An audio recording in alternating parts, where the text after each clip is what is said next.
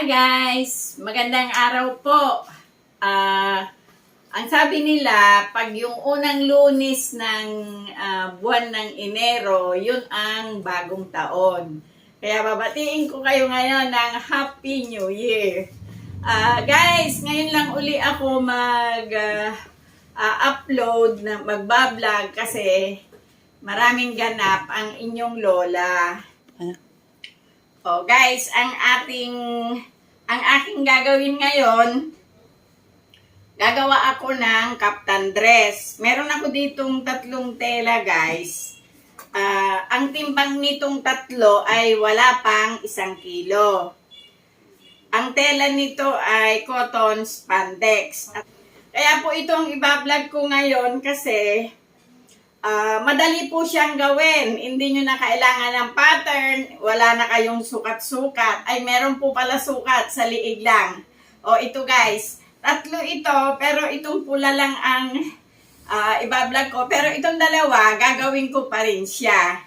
O, tara guys. I-spread ko muna yung tela at ipakikita ko sa inyo kung gaano siya kadaling gawin. O, guys. Ang yardage nito ay 1.5 yards. Tapos, ang width ay 60 by 60 inches. Huwag kayong bibili ng 45 kasi hindi nyo po siya magagawang kaftan dress. Pwede nyo gawin, magdodoble kayo ng tela. Magiging mahal na yung dress nyo. Ayun guys, ganito lang yung pagtatabas ko nito. Ito, tiniklop natin ng isa. Pangalawa po ito. Ngayon, dito, i-straight ko lang po ito.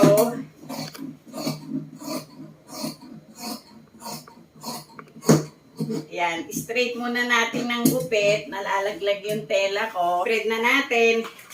Ngayon dito, sumukat kayo ng 3 inches. Dito, bumaba kayo ng 2 inches. Ayun lang guys. 3 inches mula rito, 2 inches pababa. Itong 2 inches, i-connect natin doon sa 3 inches. Ngayon guys, ito, tuwid nyo lang. Tuwid na tuwid lang po ito. Hanggang doon sa ibaba.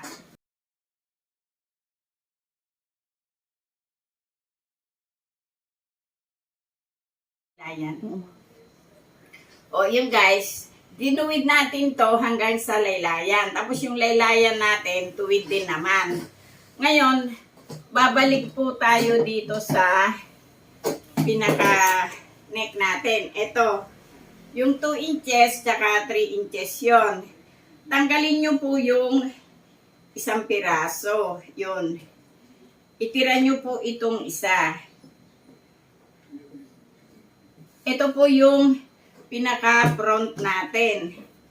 Ngayon, dito, 3 inches pa rin siya. Ito, 2 inches. Mula rito sa 2 inches, bumaba pa rin po kayo ng 3 inches naman.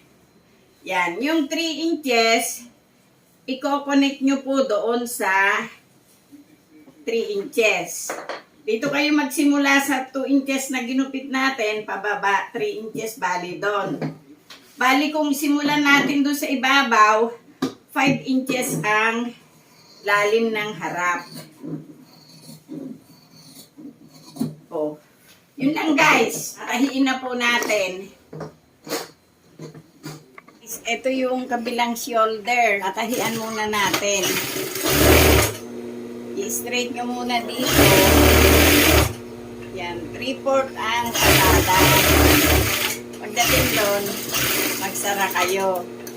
Tapos, i-overlock ko lang guys. Overlock natin yung tinahian ko sa straight machine.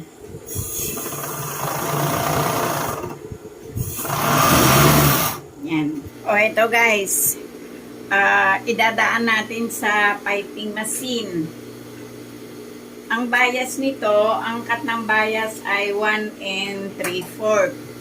Pero sa susunod, pag gagawa po uli ako, babayasan ko ng mano-mano para malaman nyo kung paano bayasan ng hindi sa piping machine. Ayan, ito yung neck natin. Isa lang natin dito. Ayan, may ilaw to. Ayan, ito siya guys. Mabilis lang tahiin kung meron kayong piping machine.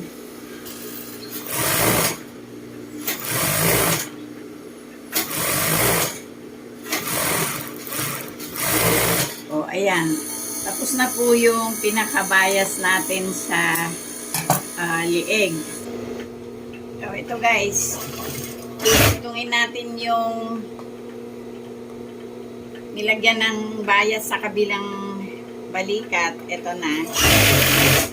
Papasadahan natin ulit dito sa straight machine. O, agingin ko muna guys. Ito yung side guys. In-aging ko para ang tupi natin hindi na tayo namimilipit ng pagtupi.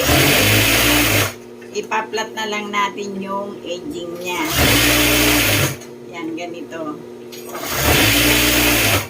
Pero kung wala kayong aging, pwede nyo naman pong doblihin, tapos liitan nyo na lang yung tahi. Huwag nyo na po masyadong labaran. Pag aging kasi yung tagiliran, mabilis. Hindi ka na kailangang magdoble-doble na tupi. Yan, ganito lang to guys. Mabilis lang. Pagdating nyo dito, eto, magtupi na agad kayo ng 1.5 inch. Daganan nyo nito. Yan. Balik kayo doon. Ito na yung kanyang pinakalaylayan.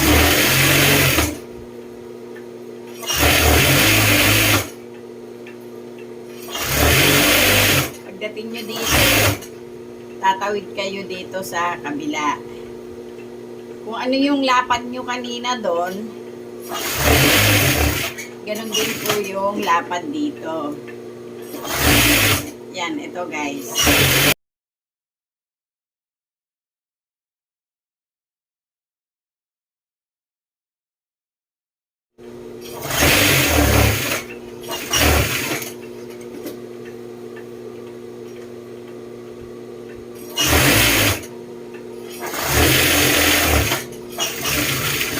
O yan guys, natupian na natin yung magkabila.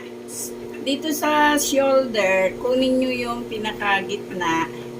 Sumukat kayo ng 10 inches. Tapos guys, yung 10 inches, ano yun parang pinakakilikili. Yan, pasok nyo dyan ng ganyan. Dito, sa tinandaan nyo, kung malusog kayo, sukatin nyo muna yung katawan nyo bago kayo maglagay ng ganito. Pero ito pong gagawin ko kasi, ito talaga yung sukat niya. Pwede ito sa malusog, pwede rin sa medyo slim. O yan, mula dun sa tabing yon, sumukat kayo ng 4 inches. Diretsuhin nyo. Tapos, dun nyo itusok yung karayom. Yan. Tapos, diretsuhin nyo na po siya pababa. Ngayon, habang bumababa kayo, para hindi magbago yung takbo ng karayom nyo, dapat may hawak kayong bibida para hindi siya tumabingi. O, yun. Hanggang sa baba ito, guys.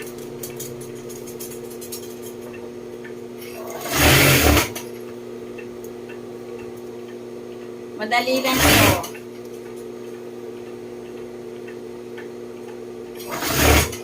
Kaya lang ako nagtatagal, medyo nababaguhan na yung inyong lola. O yan. Medyo hindi na dito. O. Tapos, nakuha na natin itong balik kaliwa ito kasi ito yung front Nakuha na natin yung kaliwa, balik ta rin nyo. Yan. kunin nyo ulit yung 10 inches. Yan, nakuha uli natin yung 10 inches. Isalang nyo uli siya doon. Yan guys, oh. Tapos, sumukat uli kayo ng 4 inches mula dito, papunta rito sa bandang gitna. Yan.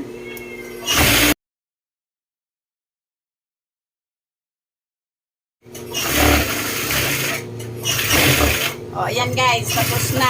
Mamaya, isusukat ko sa manikin. Gagawin ko lang yung 2 piraso. O guys, eto na yung kaftan dress natin. Yan, yung 3 piraso kanina. Pero yung pinakita ko sa inyo nung tinahi ko, yung kulay pula. Yan, ilalapit ko po kayo. Ayan siya guys. O, ito yung pula at ito yung isang printed natin. O, yan. Sana nagustuhan nyo naman yung vlog ko ngayon. Huwag nyo pong kalimutan mag-subscribe, mag-like, pakishare na rin. At sa mga nanonood, thank you. At Happy New Year po sa inyong lahat.